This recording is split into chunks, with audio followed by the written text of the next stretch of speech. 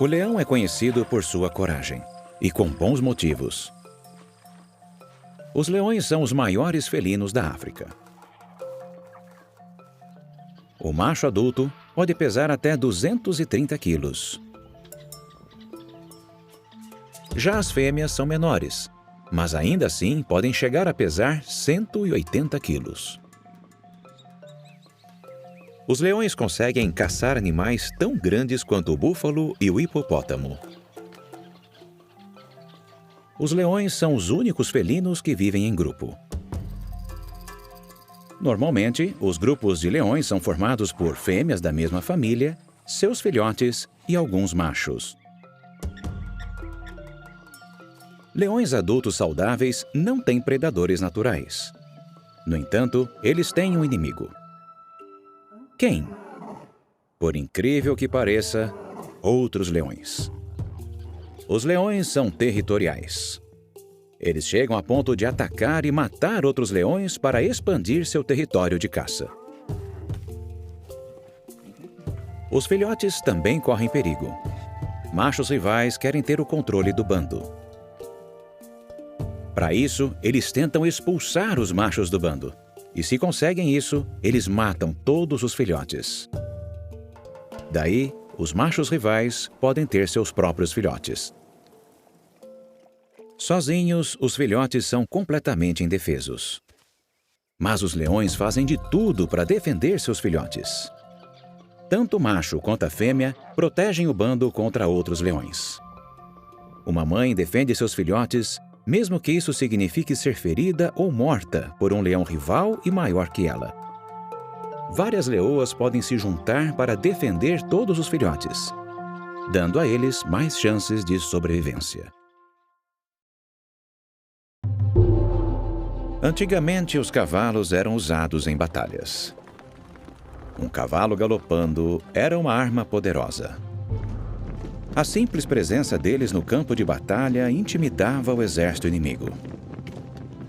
No entanto, os cavalos precisavam de treinamento para ir para a batalha. Os cavalos não são corajosos por natureza. Sem treinamento correto, eles acabam sendo um perigo para o próprio exército. Como assim? O cavalo tem audição e visão aguçadas, por isso ele se assusta facilmente.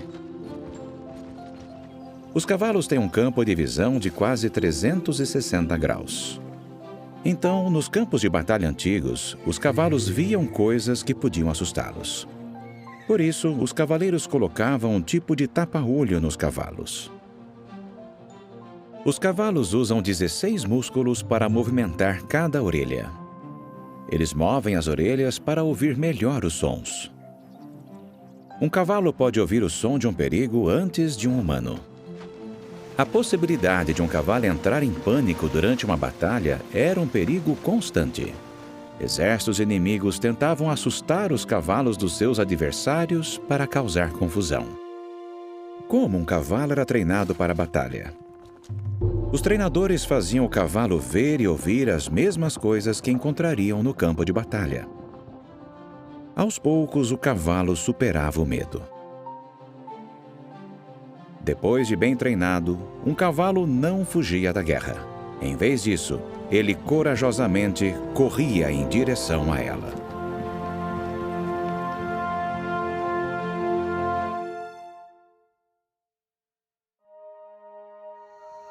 No sul da Ásia vive um pequeno mamífero com uma coragem impressionante: o valente mangusto.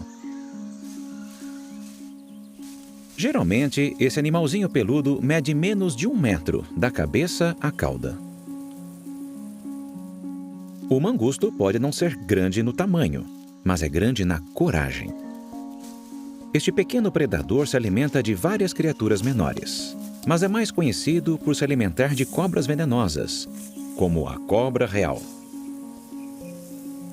Muitas espécies de mangusto são conhecidas pela habilidade com que matam cobras. O que protege o mangusto de uma cobra venenosa? A pelagem do mangusto é formada por fios duros e grossos que ficam arrepiados quando ele está agitado ou nervoso. Essa pelagem funciona como uma camada que o protege contra a picada da cobra. E mesmo que o mangusto seja picado, seu corpo é resistente ao veneno da cobra. Além disso, o mangusto é extremamente ágil. Quando a cobra dá o bote, ele se esquiva e consegue escapar do ataque. O mangusto também tem muita energia.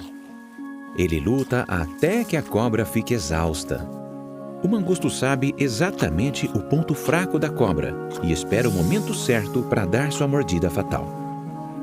As defesas e habilidades do mangusto permitem que ele lute sem medo e derrote a cobra.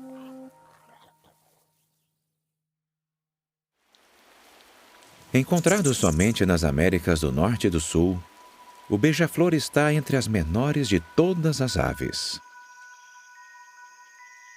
Embora as mais de 300 espécies de beija-flores variem em tamanho, a maioria delas tem entre 6 e 12 centímetros de comprimento.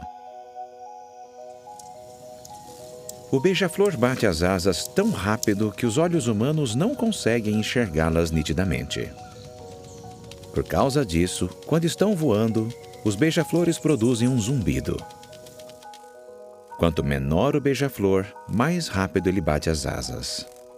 Por exemplo, beija-flores maiores batem as asas em média de 10 a 20 vezes por segundo.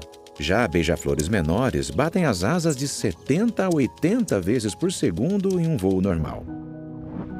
Os beija-flores podem voar para frente e para trás, para os lados, para cima e para baixo na vertical e, por breves períodos, até de cabeça para baixo. Eles planam no mesmo lugar enquanto se alimentam do néctar das flores. Mas essas belas aves não são flor que se cheire. Os beija-flores são agressivos ao defender suas fontes de néctar e tentam expulsar outros beija-flores que invadem seu território. As fêmeas defendem seus ninhos. Especialmente durante o período de acasalamento, os machos da maioria das espécies protegem seu território. Por serem ágeis, os beija-flores conseguem expulsar aves bem maiores, como corvos e gaviões. Eles chegam até a atacar humanos. Apesar de serem minúsculos, os beija-flores estão sempre prontos para defender a si mesmos e seus meios de sobrevivência.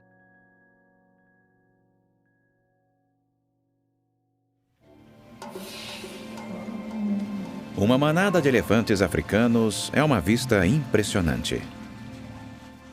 Uma família de elefantes é formada por fêmeas adultas aparentadas e seus filhotes. Nessa família unida, um ajuda o outro. Os elefantes têm uma excelente memória e isso fortalece sua união. Eles se lembram e reconhecem uns aos outros, mesmo depois de muito tempo separados. Quando um elefante jovem está agitado, elefantes mais velhos o tranquilizam por se aproximarem e tocarem nele com o corpo ou a tromba. Se um elefante está fraco ou ferido, outros elefantes tentam ajudá-lo a se levantar e a ficar de pé. Os elefantes mais jovens aprendem com os mais velhos técnicas de sobrevivência, como encontrar comida e água. Em períodos de seca, a manada talvez tenha que viajar longas distâncias para encontrar água. Os elefantes mais velhos vão na frente, ajudando os mais novos a fazer a viagem. Como os elefantes sabem o caminho? Os elefantes mais velhos se lembram por décadas dos lugares onde já encontraram água, mesmo que esses lugares estejam a quilômetros de distância.